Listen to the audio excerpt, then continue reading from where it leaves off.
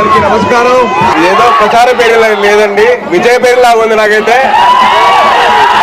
ఇవాళ నేను గురువుకి శిష్యుడిలా రాలేదు, ఒక మామగారికి అల్లుడిలాగా రాలేదు, ఒక సేనానికి సైనికుడిలా వచ్చాను. ఆ సేన కోసం సైనికులా వచ్చా కాబట్టి మీరందరూ దయచేసి మే 11 ఏం చేస్తారు? మన గుర్తు ఓట మోగిపోవాలి.